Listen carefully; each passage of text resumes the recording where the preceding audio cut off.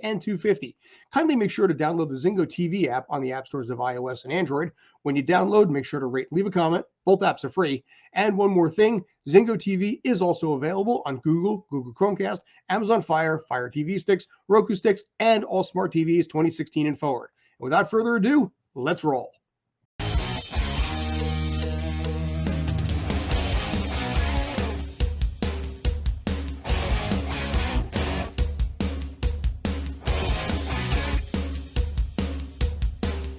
Rocking out my average Joe's shirt from Dodgeball here. Mr. J.D. Walker rocking out his Philadelphia Union jersey. And Brandon Kaye trying to survive, trying to hold on to the hope, the faith, and the belief that the underdog Miami Heat are not done yet. And they're going to be able to survive and persevere and take on and take out the Denver Nuggets there. We're going to talk about all of that in due time. But Brandon, you okay down there? Yeah, we're good. We're good. He's like, we're good. Done. Move on. Shut up. I'm all right. Everything's fine. So I figure let's start this off. I mean, obviously, the biggest news around the world is the fact that Mr. Lionel Messi, arguably the GOAT of the soccer/football world, has signed with MLS and given the league a renewed credibility, combined with the fact that David Beckham has did it back in 2007. I have gotten breakdowns somewhat of the contract that he is getting through Miami, to say nothing of the deal he's got with Apple TV, to say nothing of the deal he's got with Adidas going on. There is a lot of money being thrown here to a guy at the end of his career who, while is a name draw and drawing already massive ticket sales, to me, honestly, there's some concerns here. And I don't know how you guys feel about it, but this has the potential, if things go awry, of being just absolutely crash and burn and an embarrassing look for MLS if something goes south. Before we get into that, do you guys have any thoughts on this? First off, I think that it is a positive move. It's the Beckham deal 15 years ago was huge, and that brought MLS up from a AA level league compared to the rest of the world up to AAA. The hope here is that this brings the MLS up from AAA up to the majors. While they may not be the Premier League or La Liga or any of the other big leagues around the world, but if they can be on par with Liga MX and just be in the conversation, it's going a long way. It's the fastest growing sport in the United States. And for somebody coming here with the hardware that Messi has, as the defending World Cup champ, this is bigger than Beckham. In my opinion, it's like it's Beckham plus Pele put together when Pele came to the Cosmos in the 70s, because Pele had the championship pedigree on an international level that Beckham did not have since the England never won a World Cup or really threatened much for one. Yeah, fantastic club career with Manchester United, of course, and just is a national legend. And the ironic part of all this is that as part of the deal for David Beckham to come to the league in 2007, they let him buy an expansion team at a discount cost of $25 million. That expansion team is Inter Miami. And it was worth probably around 500 million before the Messi news. Not even a bad turnaround at that point. It doubled overnight, just about. That's a heck of a return on investment. And the players around the world, especially the power is in ownership, and the business opportunities that this could have for Messi and for the league in general, growing the pie for everybody. We have the particulars of the contracts. He's getting a percentage of the Apple TV League Pass sales, a percentage of the jersey sales from Adidas, an ownership stake in the club, similar to what Beckham had, because I believe he had a stake with the Galaxy before the expansion team stipulation. So this has potential to go very well. I heard he's getting 30% of concession stands too on that one. It's a lot of money. Well, see, not even that. I mean, whatever. He's getting it. And also, this is an opportunity for Messi to come to relative obscurity, compared to, this is while he's one of the most famous athletes. Barcelona took a shot at him over that too. Right. And while he's one of the most famous athletes in the world, he might actually be able to, leave his house without getting a mobbed crowd of people as much as he would anywhere in South America or in Europe. So I actually disagree with that. Yeah, like or at least it won't be as crazy. It won't, but but he has homes in the Miami area. It's kind of like a vacation home of sorts for him already. So there is a tie in. This has been rumored for a while. I think it's great for the league. While expectations, I think that while there's a potential for it, namely the biggest issue being that Miami currently sits at the bottom of the table for the entire league, but that will change after the mid-season transfer window. I believe July or August is when Messi's actually supposed to report to the team, since contract runs through July 1st. So July 8th is the earliest. July 21st is what they're thinking for La Liga. Yeah, aren't they 5-0-12? They are at the bottom of the East. Yeah. Hey, yeah. I'd argue that's one of the best records, undefeated. Not quite that direction, no. That's the one. I gotta say, that's the one thing about MLS that does bother me, is that it's like, is it win, lose, draw, or is it win, draw, lose? It actually depends on what you're looking at.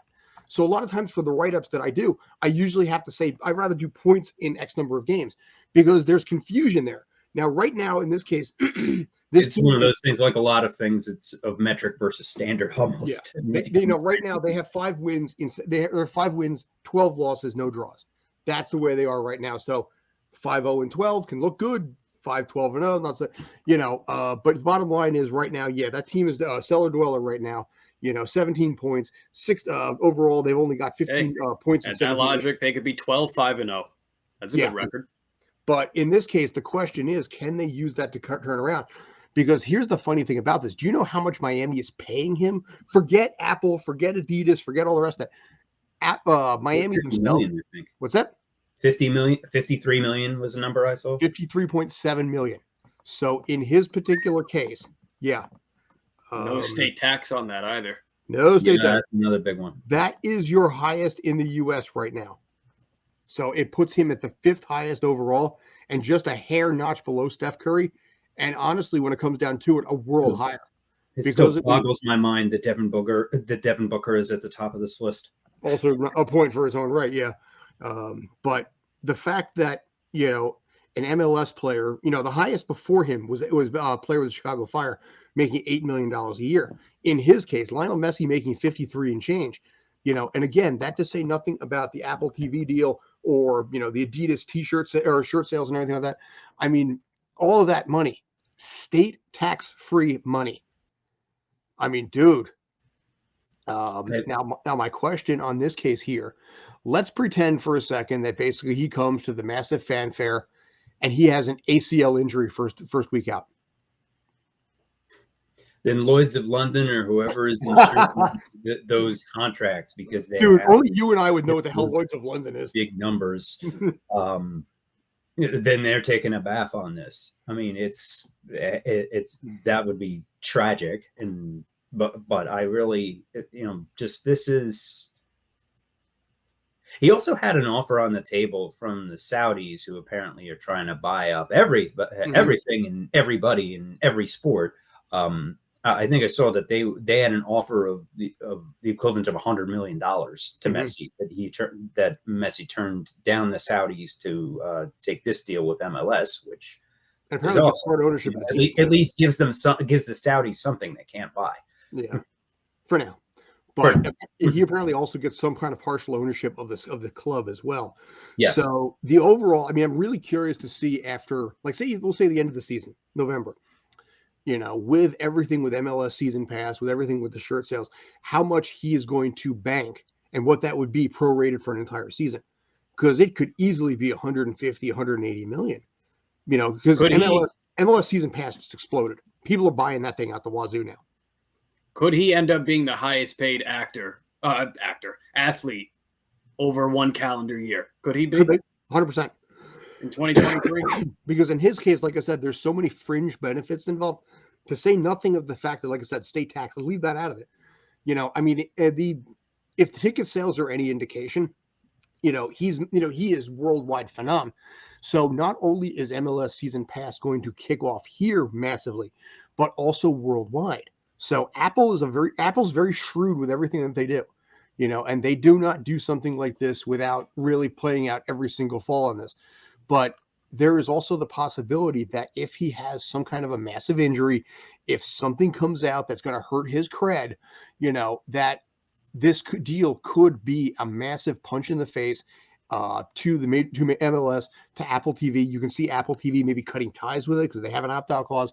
So there is the possibility here that you sync with this, you rise with this. That if this goes south, MLS may be basically an embarrassment to the world of soccer. It's a big gamble. I think it's a worthy gamble. Mm-hmm. Oh, agreed. But with any one of these kind of massive contracts in any sport, there's always a risk of injury or just stuff not working out. But this is the kind of risk you take for somebody who is currently at the top of the world in the most popular sport on the planet. Mm-hmm. So they threw everything in the kitchen sink at him. And he's one of the few athletes on the planet that actually deserves that. We'll see what happens on the field, but this is a game changer for the entire sport, and that's exactly what they're going for. I mean, this managed to, for a few minutes at least, upstage the NBA Finals. This is the biggest sports item. Usually for anything with the United States soccer, whether it's MLS or national team or whatever, is usually not at the top of the news cycle for good reasons. And considering the team in that city is in the finals. Yes. So that, yeah.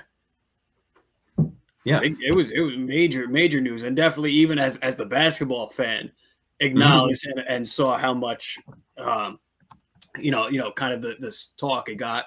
And yeah, I mean, again, and I think, for me, my obvious thought was the whole MJ to the Wizards deal. But I really think this is going to be better than that for a multitude of reasons. Obviously, he's not coming off of 3-year layoff where he hasn't played the sport at a high level. He's not at that age. I mean, Messi's, he's up there, but he's 35. I think Jordan at the Wizards was 37, 38. And yeah, I mean, I think this is going to bring a lot more. I don't want to say casuals because that almost kind of sounds a little negative, but me, I guess I'm in that sense, but more a casual kind of to put more eyes on the sport for better or worse. And I think the league is going to grow, whether in viewership, sponsorship, jersey sales, and stuff like that. Because even with our local teams over the last few years, I've seen the teams represented more and more. So I think this is going to be another jump start to that and really give it another push in the right direction. Now, let me ask you this question. I just checked the numbers just now. Inter Miami at Drive Pink Stadium is pulling in on average about 16.6, 16.7 a game, and home attendance. Their capacity is only 18,000. So it's not like, I know that they're like 90+% of this. One of the smallest stadiums in the league. I know. And the funny thing about this, from a ticket sales standpoint, that could almost in some ways benefit the rest of the league more than it might with Miami. Because you get some place that doesn't sell out that often, or you get a place like, I don't know what their schedule is going to be, Charlotte, Atlanta. it's play going to be a U.S. tour. Yeah, but but in this case, I mean, okay, what are they going to do? Get an extra 1,300 ticket sales per game on that? You'll get the merch, fine. I get that part of it. Unless it's all standing room. I don't know. I mean, you can't even go that even much. still, you can only hold people. You got fire codes you got to deal with and stuff like that. Yeah, oh yeah. I mean, like I said, but you can only go up by literally 1,300 average tickets a game, and that's nothing. So, I wouldn't be surprised if they try to move a few games to whatever the heck the Dolphins Stadium is called this week, since it changes names. Oh yeah, that's not the worst idea. Maybe they'll move a few of the bigger matches there, so they can sell. So they could sell a few thousand more tickets. Yeah, I mean, this isn't like you're going from 18,000 up to 70,000 or however 50, 70,000. Yeah. Oh, plus the Link and MetLife would sell out in 2 minutes. Yeah. So I could almost see a lot of other teams benefiting from Messi going on the road. I don't know, like I said, if they played Charlotte or Charlotte and Atlanta, are typically the two biggest that are out there every single year. So Seattle too. Seattle, although they don't play regularly because of there isn't as much interconference crossover in MLS. Yeah, in this case, right now it's Atlanta, Charlotte, and then Seattle top three. Atlanta drawing 46,000, Seattle at third drawing 31.9 on average. But Dallas get a good picture with McConaughey. Dallas FC. Boston is McConaughey. FC Dallas is drawing 18.3. But like I said, in this case, I think it's almost going to benefit. I mean, look what happened with the Red Bulls. I mean, August 26th, those tickets went from like $25 to bare minimum 400, upwards of like 8,000. I mean, it was almost like borderline like Taylor Swift level for Major League Soccer. Now, and also it is worth noting that Beckham did win. Did bring the LA Galaxy to 2 MLS Cup titles in 2011 and 2012. So it did pay. So that one did pay off on the field for the team as well. But so if Miami gets anywhere close to that, especially as a newer team, they're only in, I think, their third or fourth year. Yeah. But I think, I mean, listen, there's a lot of upside for the league. I don't see necessarily. I mean, there's not there. On the field, I think there's good upside for Miami, but I'm not sure if Miami individually is going to make out like this, like the league will, or Messi himself. I mean, like I said, the pure bank on that. But I think when it comes down to it, Adidas and Apple are going to win on this, and people may look back on Miami and be like, you know what, they didn't get much out of this. A rising tide lifts all boats. Yeah, but here's the thing: it's also not necessarily the same level on each point. So like I said, I got a weird feeling on this. Like I said, when I saw the ticket sales, this isn't like basically NYCFC being at Yankee Stadium, where you draw 20 out of 45,000. Mm-hmm. This is 16.6 to 18. So, and again, being the fact that Miami is paying him $53.7 million per year, which obviously, however that prorates in this case, 20-ish million. There's a lot of faith that Miami is putting in him. And the worst thing that could happen is he comes off injured somehow, or something comes out, and then this is a black mark on the team and to a degree the league. From as far as I know, there's Messi is relatively clean as far as like personal controversies. I haven't really followed that. I get it. I'm playing devil's advocate. I get that, but I also, like I said, at the same time, that this could be interesting in some ways. It is, and I think that while you'll see the hype for the rest of this year, but really next season is where with the first full season is going to be the real key. As you mentioned with the attendance bump, I don't know what sort of schedule flexibility there is in season, but I would imagine next year that Inter Miami will be splitting games between their 18,000 seat home stadium, and they'll have some of the bigger matches at the Dolphin Stadium. Because there's I think that there will be a demand there. Right. Plus international friendlies, things like that. Sure. It'll be interesting to see, at least for this season, if it's enough to vault them up to the new expanded playoff format.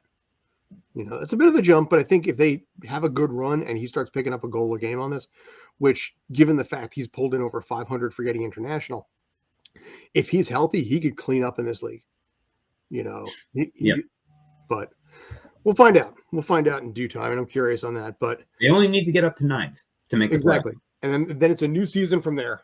Yeah, because the play-in format. Brandon, the play-in format, right? April Foolishness, yeah, my favorite. Yeah. Oh shit! I never put this. Oh, God. Hang on a second. Yeah. Well, in this case, do you want to talk about that one? All right. So here's the deal. I know through the Eastern Conference playoff run, the Heat, even with their skid with Boston, they still were the top dog at the moment until proven otherwise. Now, this series here, not so much. Now, I understand there's still the 8th seed going up against the 1 seed that has been the top of the West virtually all season. I get that. But after the test of what the Heat had gone through and beating who they beat, and a lot of people thought that 2 of those 3 teams had a chance, in the Celtics and Bucks, had a legit chance to win the title, maybe more so than Denver in a lot of people's eyes. You'd think at the end of the day, with just a 7-game series, that it doesn't matter the seed 1, 8, 2, 15, 18, doesn't matter, that for 4 to 7 games they could compete and stuff like that. And going to Denver, obviously, to start the series is going to be tough, and they were able to grind one out. And in their typical up to that point Heat format, in game 2, right, they go into that fourth quarter being down, and the Heat, and Jimmy Butler, even though he wasn't playing fantastic, right, he wasn't Himmy Butler that we saw through the Eastern Conference. He had, as he does, made timely shots, made timely plays, as did a lot of guys with the 3-ball. Duncan Robinson went off, and they were able to overcome that deficit, hold on to the lead, and win, and beat Denver for their first playoff loss in this 2023 playoff run. But then to go home, you feel good. You got 2 games at home. Could you go up 2-1? Is that out of the realm of possibility? And this game 3, it's a little flat, but they're going back and forth. They had a little momentum going into halftime, made it a little bit close again with that. But then in that second half of game 3, it started to dwindle away very fast, and Denver took a, pun intended, mile-high lead, and really never saw anything of it again. And then in game 4, God, I don't know what I don't know what team I saw in game 4, because again, with that, yes, you lose in that fashion, but they prove time after time, and not even this year alone, in these ever since Butler came to the team, that backs against the wall, they can come back out and go toe to toe and not lose multiple games. I mean, we saw the Boston series, but not typically lose multiple games in such fashion, especially at home. And now they have 3 straight home losses. They have to go now to Denver to try and hold on to this series and clamor on. And I mean, unless you're LeGoat James, I mean, 3-1 is a tough task to ask for anybody. And the ask, even in this game 5, to go win a second game in a row in Denver, because it would be then 2 wins in a row in Denver after losing 2 in a row at home. It's tough. But the Heat, with their mentality, and again, we bang this drum all the time, the Heat culture. Can they rile off one and make it 3-2, come home and kind of take it from there? But I don't know. I ride with my team. I picked them in 7. So, this kind of, if that's the case, they have to win tonight and kind of win, well, obviously win the rest of the series. But, man, it's... But as you saw with the Celtics series, winning game 4 is harder than winning the first 3 combined. So even no matter how playoff trained Denver is, it is still trying to get that 4th victory. So this may not entirely be over just yet. Jokic is playing at such a high level. Miami has held up better than I expected, given the circumstances. Because Bam Adebayo is the closest closest Miami has to a player who can stop Jokic, but he's still giving about 2 inches and 20 pounds at least, and Jokic is just. I don't even think that's that. I think that's being generous to Bam. I think it's more than that. Yeah, and just it's a mismatch nightmare, and he can hit it from anywhere. During one of the games the other night, I think it was Game 3.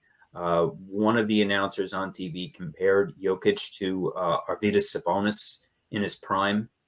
I don't mean Arvydas Sabonis when he was older and had already been injured and came to the NBA and playing with Portland. I mean Sabonis in his prime, like the '88 Soviet Olympic team that wiped the floor with the U.S. college kids team in a performance that embarrassed the U.S. enough to come up with the Dream Team for '92.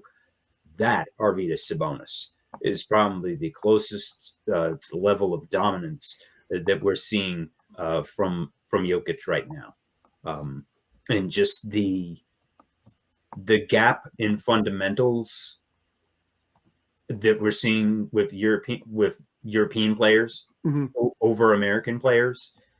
I think that gap has never been wider. Where just the so much more fundamentally sound, and a lot of league just doesn't have an answer. And we didn't even hear about this for much of the year because Jokic plays in Denver, and most of the NBA media only focuses on the big cities and whatever LeBron had for breakfast this week. And it's like half the league doesn't exist, and Denver out west didn't really move the needle in the national coverage as much as they should, because he's been playing like this for most of the season in relative obscurity compared to, LA, Miami, even Giannis in the Bucks. That you see more coverage there. So it isn't even just a small market versus big market thing. It's just the NBA has their stars that they promote, and up until now, Jokic was not on that list and was not receiving the proper amount of attention. And even I think Jalen Rose or one of the other talking heads said as much. Like, we need to, this is on us for not covering this team and this player more, because Jokic is just making everybody look silly. No, but it really is at the point where it's because he is not this outgoing, loves to bring attention, not in like an arrogant or cocky way, but just kind of be the life of the room. Like, he doesn't have that Shaq star power. He doesn't even have the Luka or Giannis kind of, sense of humor and stuff. I mean, he's got the sense of humor, but it's almost as drier. He's got this, and I hate even bringing him up, but this almost KD thing where he just wants to play basketball.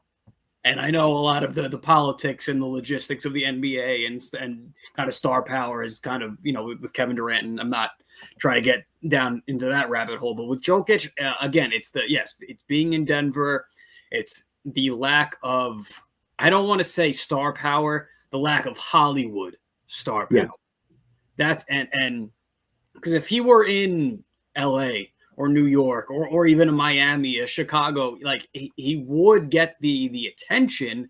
It's just, I don't know how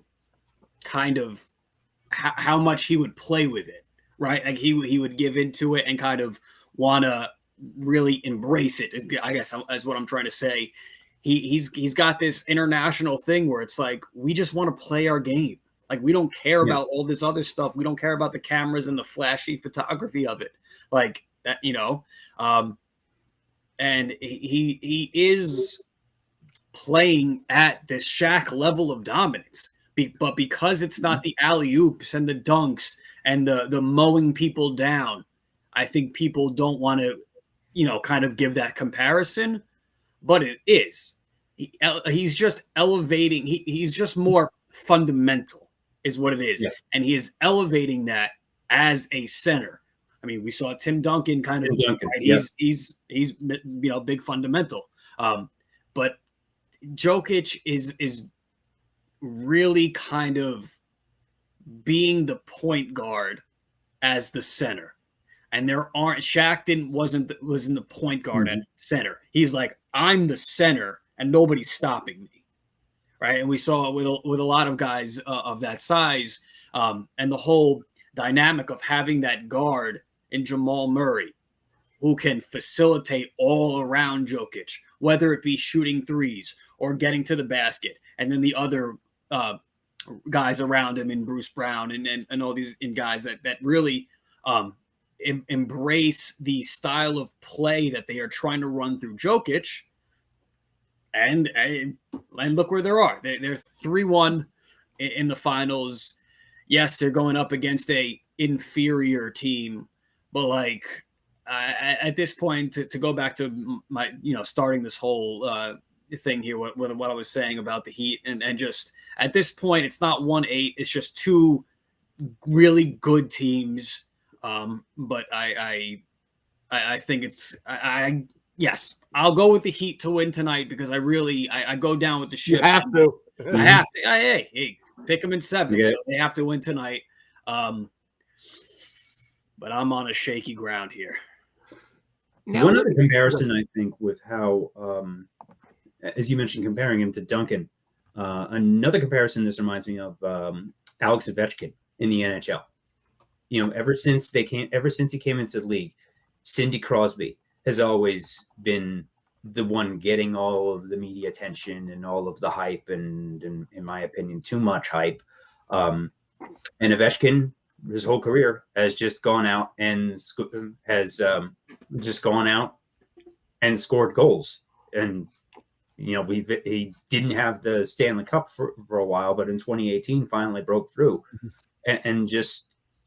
but same kind of workhorse, just show up and play attitude without the Hollywood factor, and you see a lot of that a lot of that same stuff with Duncan previously and with Jokic now. do you think they can win tonight? Do I think Miami can win tonight? Yes. I think that it is do or die. I think they can. Winning in Denver is going to be tough, but they did win game 2, so it has. It's happened. I'm not confident, but I think it. But I wouldn't be surprised if they do. I think that they have a chance to stretch it out, but I think it ends tonight. I mean, other than Denver, the Heat are the only team. Those two teams haven't faced an elimination game once this postseason. So now, obviously now in the Heat situation that changes.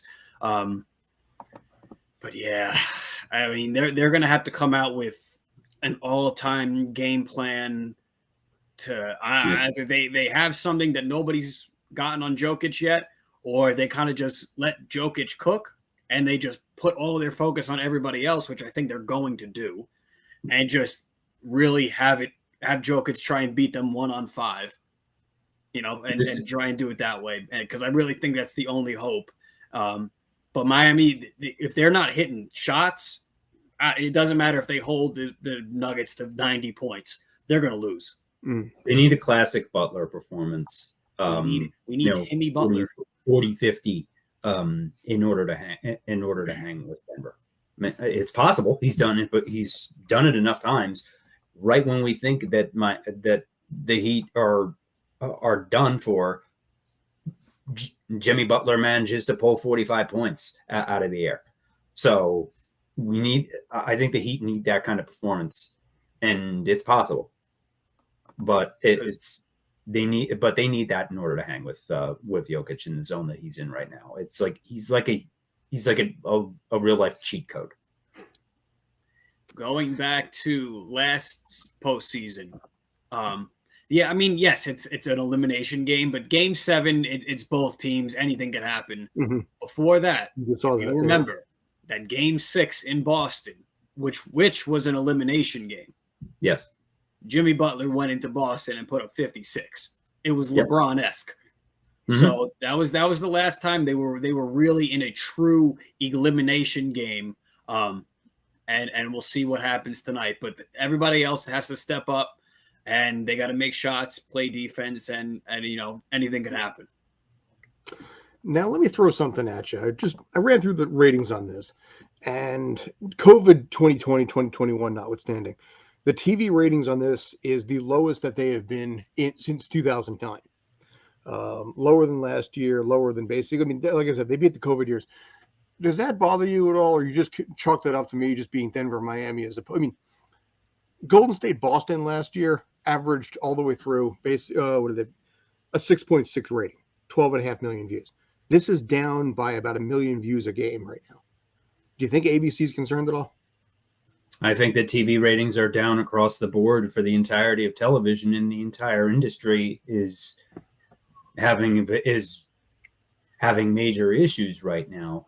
But the only thing that gets any ratings on TV for any channel anywhere anymore are sports and live events and news coverage. So while they might be down compared to previous years, they're still doing better than just about anything else on television right now.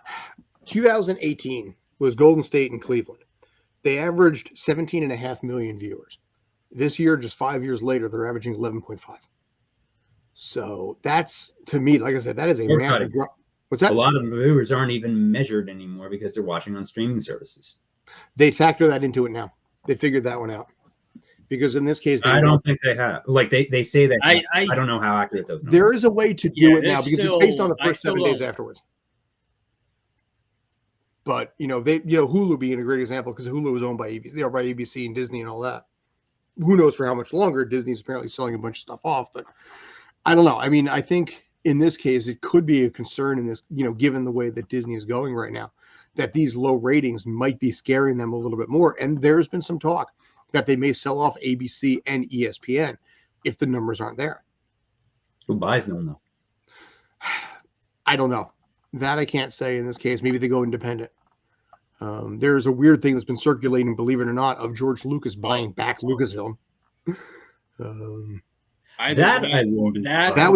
came from a mildly credible source, though. But that or get rid of Kathleen Kennedy, or either one.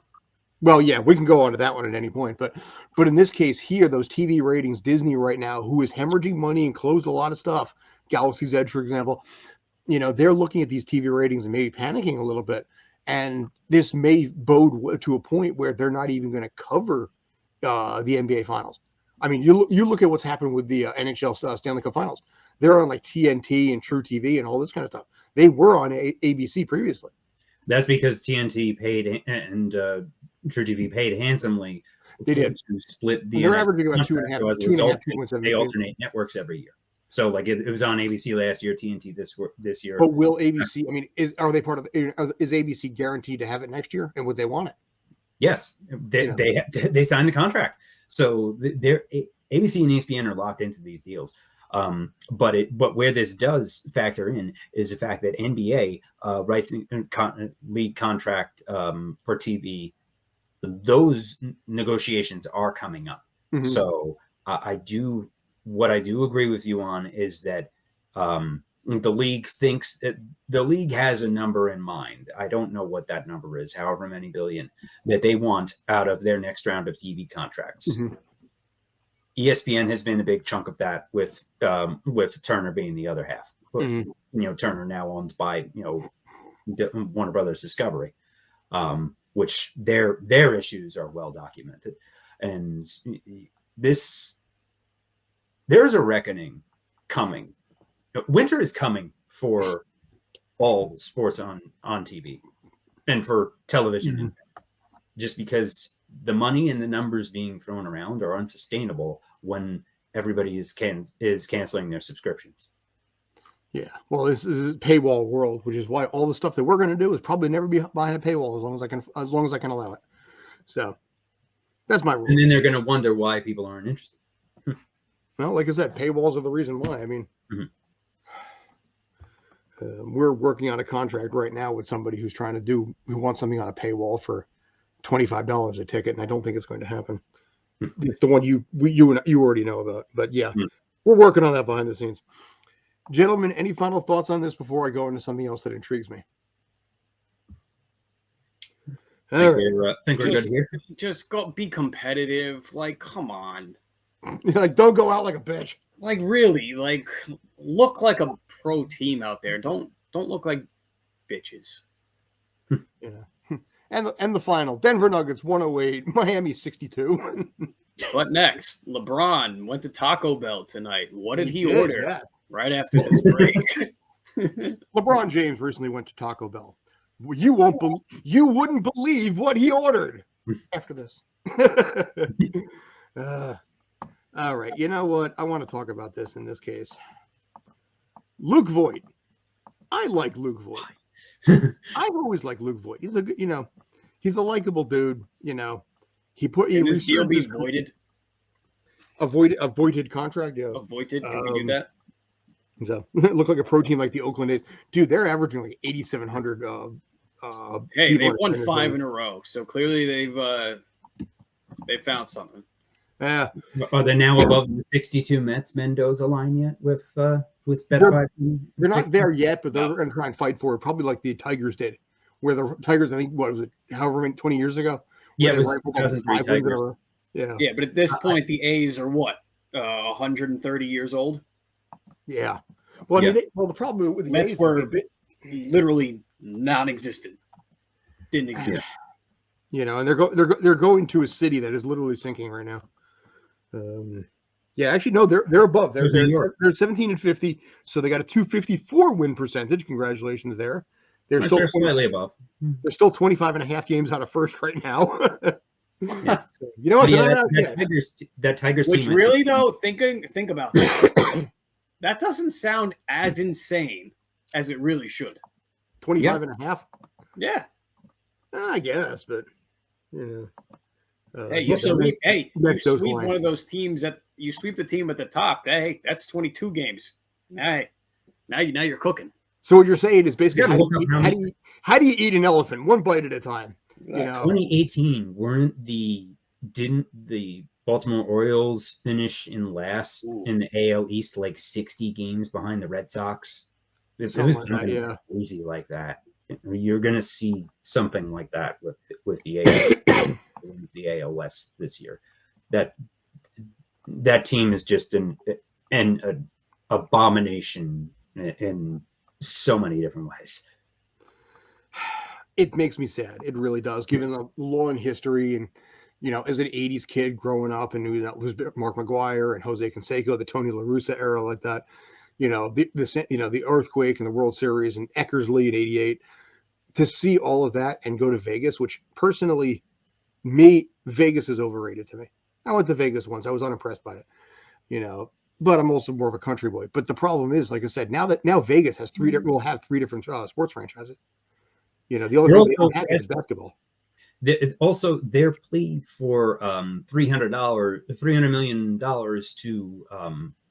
of state funding to assist with stadium construction in Vegas is not going well in the Nevada legislature. It is not. Yeah. So I believe they have until the end of this week to figure that out, or the clock is ticking. We're going to get an extension. Surprised they haven't asked Uncle Stevie to pay for it. Dude, Uncle Stevie's starting to get some hate now. There's a little bit of Fire Stevie now out there because the team is struggling. So we can go to the Wilpons again, or some person that actually doesn't care. Yeah, dude, no thanks. I think a lot of Mets fans like yourself were expecting greatness. We're disappointed by last year and certainly disappointed by this year. Buck is dead man walking if things don't turn around soon. That's what I was going to say. He I think at this point unofficially is on the hot seat. I still have more problem with Epler than I do Buck. What's that? I still have a problem more with Epler than Buck.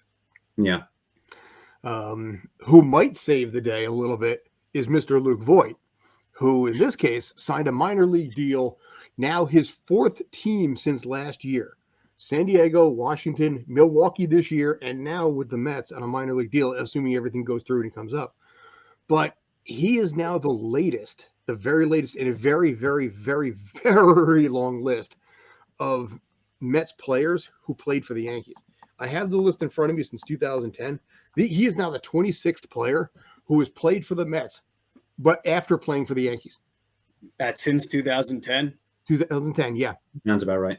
And that's more than one player a year switching I know. from the Yankees to the Mets. I mean, if you look at from, like I said, Sanchez, but just say like 20, we'll go 2018 in this case. Curtis Granderson. Yeah, I was going to say just up to 2018. Sanchez, Betances, Robbie Cano, Todd Frazier, and then also Brandon Drury, Rich Hill, Cameron Maben, that's right, he played there, Billy McKinney, Stephen Tarpley, what else we have? Mason Williams, Eduardo Nunez. I completely forgot about the existence of half of these players. Jason Shreve, Denny Hechavarria, Anthony Swarzak. All of that is basically players that played for the Mets since 2018 that played for the Yankees previously. And how many did I rifle off there? Like 15, 16?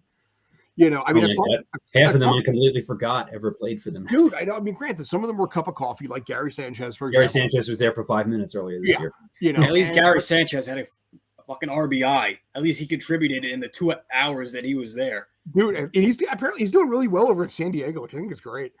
But it's funny because the Mets are becoming the Yankees' sloppy seconds, and and the castoffs, the rebounds. And I guess a lot of it has to do with the fact that if you play for the Yankees, you can play for New York. And the Mets are selling it as this is a more chill vibe without the Yankee pressure. I think that's what they're doing. Is this list specifically first a Yankee, then a Met, or both ways? Yeah. Jason Shreve is an exception a little bit because he played for the Yankees, then played for the Mets, and then went back to the Yankees. Right. But I'm still going to count it anyway because he played for the Yankees first. Yeah, right. I agree. Every single one of them. I went through every single player that played for both teams. I organized. I did this Excel spreadsheet and everything. And yeah, every single one of those players played for the Yankees first and then went over. And that's just what about the other way around? I don't have that list. I dumped that list. But it can't be. I don't think it says. I'd have to recreate the Excel spreadsheet. I was looking at it more from this perspective, just because of the fact that it's always been like it's a hill I'll die on. And I've talked about that, but I can create something to figure out the other way around on it because there have been a few. There have been, but not as many. At least not. Yeah, I'm talking in the same time period at least. But this is now the second Yankee castoff from like 20. Who played for the Yankees in 2021 that played for the Mets this season. Well, a lot of you got to keep in mind, up until the past 3 years, you had Freddie and Jeff Coupon picking up everybody off of the trash heap. So they've signed everybody's cast offs. So why not take a flyer on a player that doesn't have to move? Yeah, but in this case, I mean, Voit was doing okay. He was about like 221 up in Milwaukee. I mean, not phenomenal, but there's no harm in the Mets doing this. I mean, you do the minor league deal. If it doesn't fly, you're not paying him a whole bunch of money. You give him his walking papers. You don't have to sign him to a major league deal. There's a lot of upside to the Mets in this particular case. And frankly, for Voit, there's a little bit of upside as well because you know what? Maybe he can get himself back and get something stable again. One thing I can say with confidence is that whatever happens with the Mets for the rest of the year, Luke Voit will not make a damn difference one way or another for whatever happens with the team. They have way bigger issues. And if I was waiting for the pain to come out of you on that one. I knew something was coming. For their issues, then things are even more screwed than we ever know. Right now, the Mets are not exactly the savior that's going to come in and it's not. But okay, we have a designated hitter that doesn't hit. We have a bullpen that couldn't even pitch in a wiffle ball game. We have the defense of I don't even know. It's just everything is terrible. It really is. It's just a lineup that can't be consistent. A lineup in terms of who is put in the lineup is not consistent. We have the best catcher.